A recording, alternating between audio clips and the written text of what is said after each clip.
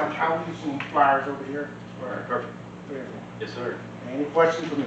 Yes. Yes. Mr. Smith, how many residents do you have? It's a 104 units. And what's the vacancy? Vacancies right now, currently we have about 4 vacancies. And what is your estimated as the turnover, move out, move in, your residents or your leases? How often would you say, are they like 1 year, 2 year, the length of stay? Oh, our units all are in a 1-year agreement. Every year they have to renew their lease. Just to let you know that every year, at least once they sign the lease, is good for 1 year. At that point in time, I have to make that decision whether I want to keep that tenant or not keep that tenant. You can only be late with your payments 4 times in the whole year. We got this thing called excessive late payments. I do not have to keep excessive late payments. If you're tearing up the units, I do not have to keep the ones that's tearing up the units. It's not that I'm saying this because I just want to put people out. I'm trying to do the best I can with our tax dollars. Any other questions? Yes. Yes. Last thing for this board, you mentioned something about community gardening and Yes. some other projects. Where you are with those projects? I do apologize for that. The community garden is already established and it's off of Walker Street over at Phillip Pines. And we're also going to put in a new park which was donated by the health department. That park, all of this stuff will be coming in this month. We're going to put a park and a basketball court over there. We're going to eventually fence in. We got 1.2 acres to fence in, so we got to fence that in once we get that park put in. Now that community garden, how many acres and location? That is at Phillip Pines off of Walker. And it's in the back, if you go all the way to the back and to the left, that's where you'll see an open field. You drive down Walker, you see an open field out there that has been cleaned off, and a lot of trees removed, and that's where the community garden is. We have several families already participating in that community garden. Now, is that adjacent to Mr. Yes. Smith property? Yes, that's adjacent to Mr. Alfred Smith's property. Fine, that's one question I have. Anyone else? Thank you, sir. Okay, thank you.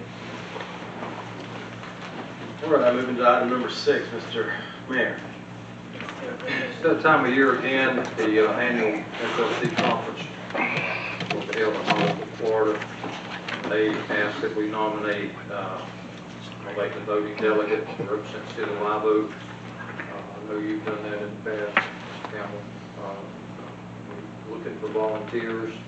If there's any volunteer who would like to do that, For all our members going to the League of Cities. I'm planning on it. I'd like to volunteer to be the delegate, the voting delegate for League of Cities. Sure. Yeah, sounds great. okay, so do we need to vote on that? Turn just a point, okay. Yes. The next item I have is a nomination appointment to the Swanee County Tourist Development Board. Typically, traditionally, the president of the council serves on that board. Mr. Jimmy Norris is here tonight. He can answer any questions that you may have.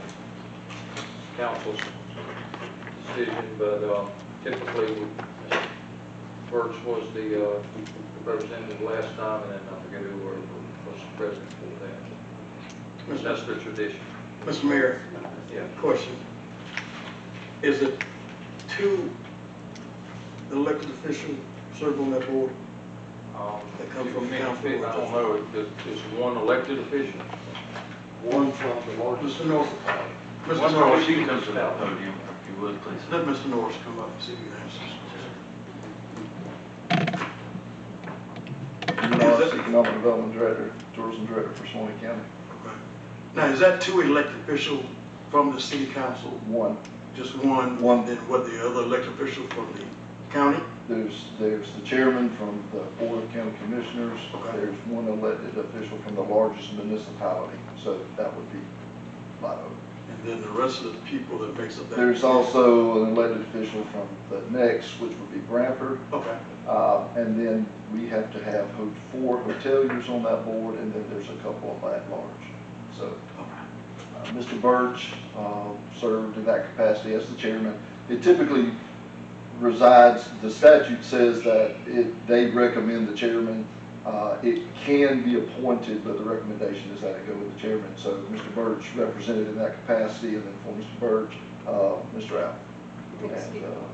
Excuse me, if I, can I interject right here?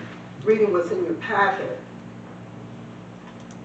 2 members of the council shall be elected municipal officials, at least one of whom shall be from the most populous municipality in the county or sub-county special taxing district in which the tax is levied. 6 members of the council shall be persons who are involved in the tourist industry and who have demonstrated an interest in tourist development, of which members not less than 3 no more than 4 shall be owners or operators of motels, hotels, recreational vehicle parks, or other tourist accommodations in the county and subject to the tax, and it goes on. There's nothing that says that the chair is the person who is elected to 10. So that's... If you read when it talks about the Board of County Commissioners, it recommends that the chair of the board, unless he decides to appoint. The chair shall be appointed, the governing board of the county shall have the option of designating the chair of the council. Members of the council shall be elected. What is the demographics of this board? Demographics of the board. Yeah, the makeup of this board, of this council. We have, right now, the chairman of the Board of County Commissioners, Commissioner Land, sits on that board. We have representation from Dowling Park. When you look at the tourism board, as it said, you have to have 3 or 4 hoteliers. So right now, representing that is Mr. Mark, and I'm going to not remember his last name, from Dowling Park, who represents one of those positions. James Cornett with the Spirit of the Swanee that represents the second.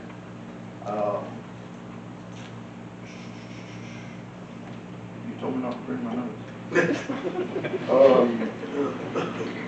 We're 1 person short on the 3rd hotelier. So we got 1 seat down, because you have to live in the county of Liva, or Swanee County, right? And so right now, we do not have, for instance, the Holiday Inn. They used to sit on that board, but because they moved to Columbia County, they are no longer eligible. So we are bound by people who live in Swanee County for that hotel. The chairman of the board is Mr. Charles Thomas. At large, Mr. Furry represents Parks and Rec on that board. Mr. Dick Calvert. I don't know how many have said. Ken Saunders? Yeah, Mr. Ken Saunders represents Branford from the same entity, just like Mr. Birch represented the city. Mr.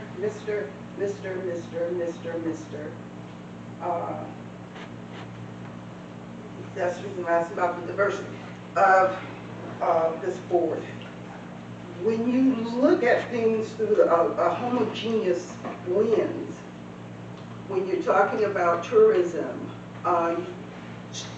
you don't get when you have these boards, you don't get a wide opinion of what may be in the best interest of the city of the county, because we are diverse. So the reason I'm asking these questions is, how diverse is this board? And you've told me here, right here, with these things. I would suggest that you try to diversify it a little bit. I really don't get to do that. The board itself, nominations come to the board, And then some of these, as I stated with the Board of County Commissioners, we certainly welcome any and everybody, and we do tourism for the whole entire county as well as every municipality in it. And I don't know if you've been to our website. I welcome you to go there and look at that site. It has just been nominated for a state award, so we're very proud of what we do. And certainly, if anybody wants to come help us do tourism in Swanee County, we will always accept. Question, Mr. Norris. Anybody from the chambers? It's not a qualified agency to be on this board. Okay. All right. We have to follow the state mandate of what it Correct. says. Okay. Any other questions? Thank you, sir. I don't know, Mr. Attorney, do we need to vote on this one? I think we do. Okay, so, I told you what the tradition is and what we've typically done. Right, that is how typically it's done, but it is not mandated. That is correct. Only, it recommends that for the Board of County Commissioners, which follows that. So my recommendation would be as nominations. I nominate Vanessa.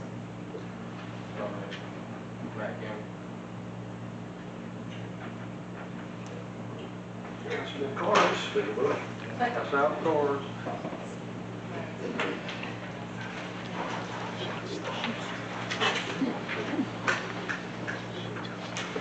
Go.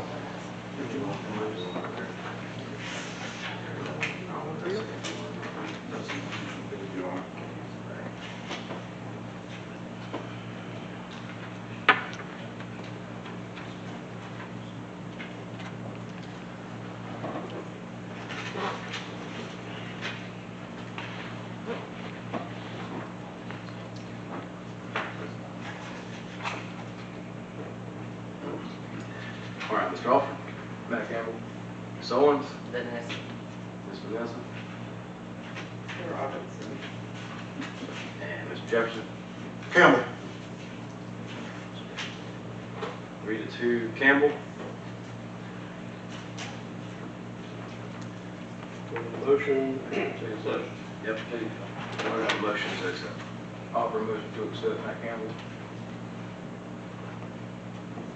We have a motion, we have a second. Second. We have a motion and a second, all in favor? Aye. All opposed? Mr. President, very quickly, just want to give a shout out to everyone who helped us with the Freedom Fest. We had I think, an exceptional celebration, and all of our city and workers and supervisors, counselors, thank you very much for all that you did, and to the city for helping make it a success. All right, thank you, Mr. Mayor. Moving on, we don't have anything from council members tonight. Mr. Sessions? All right, excuse me, I'll bring up the first three things that I wanted to add to it. If you would indulge me, I'll let Jason Furry come up first with the Parks and Rec offer here. There's a grant that they can put in for that will really help us more than them, and he asked us to help with this. Yeah, we just brought to our attention that DEP is sending out a new grant cycle for some trail improvements up to $200,000. So we just need to have board approval to give us the authority and permission to apply. My thoughts are probably some more additional lighting on the south end of the trail, south of Heldenston, like we have up here on this north end. So that's kind of what we're looking at as we dive into it, and it's due August 1st. So we'll see how successful we are. All right, and council members, if you'll look on your, it was included in the packet on the desk front here on the desktop, the executive summary of the grant. I need somebody to make a motion to accept it if y'all want to do this. Oh, let me ask Mr. Fury a question or two. That's the only thing for the improvement is the lighting? No. $250,000, what is this? You cannot use it for like new construction or development. There's a list of things, I can get it to you, but maintenance issues. I think you could buy like a blower, some equipment to maintain the trail. There's a small list of other picnic tables or benches, kiosks, some of that type of thing. So trash cans. we can use up the whole 207,000 dollars?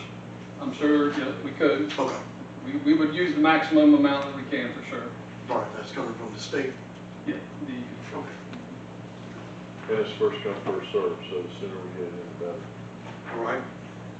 We're ready. yeah, that was for the late edition, since we just found out about it. We won't have time for the August meeting. It's due August 1st, and it's submitted online, first come, first served. So 7:59, August 1st, we'll be hitting send. All right, you heard the recommendation from the city manager, and you've heard from Parks Director Jason Furry. Do we have a motion I make a motion. and a second? Second. Yeah, just to clarify, is it a motion to approve, Approve. To give us permission and authority to approve on behalf of the city. Yes. for the park? Okay, so we have a motion and a second. All in favor? Aye. Any opposed?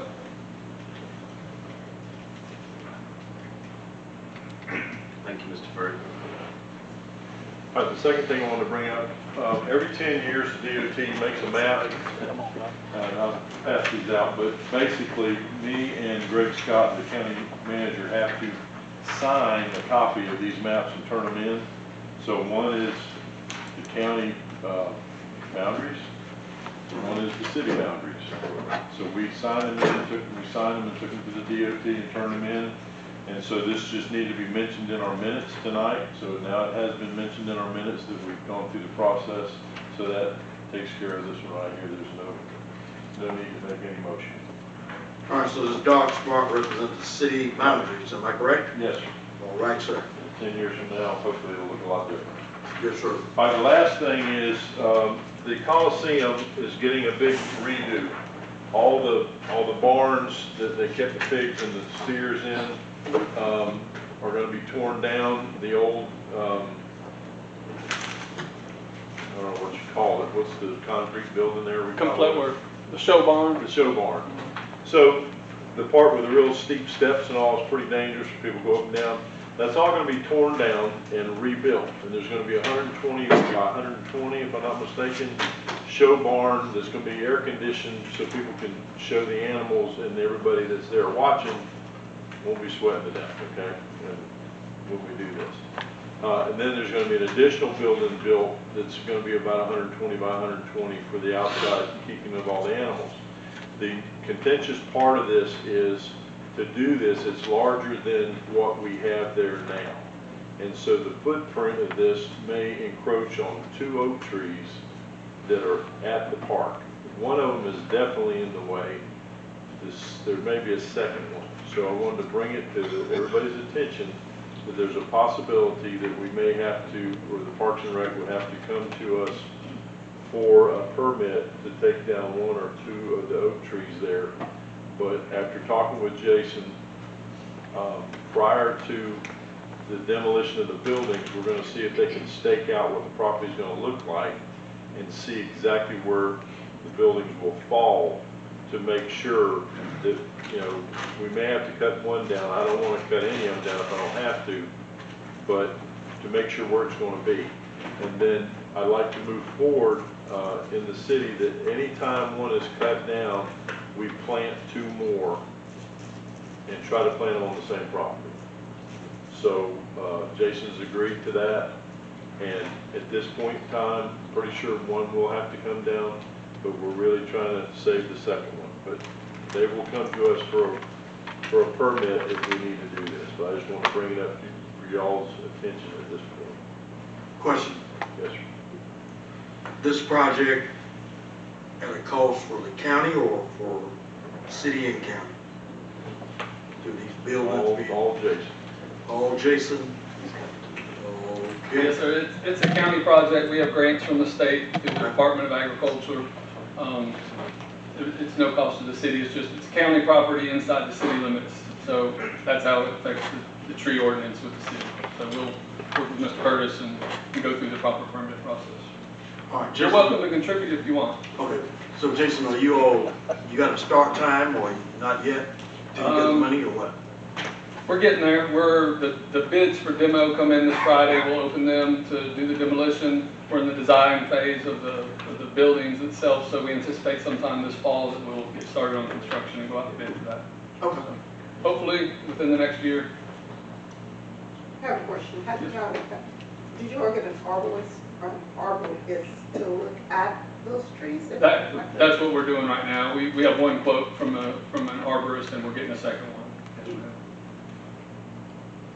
We don't have anybody on staff, so we have to go through a tree contractor. Yeah. All right, thanks, sir. Thank you. All right, item A. All right, so I'm gonna let Ms. Joanne come up and talk about item A, about the millage rate.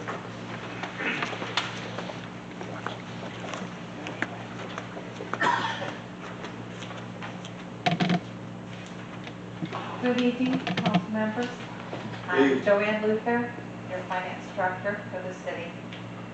This is the time of year that the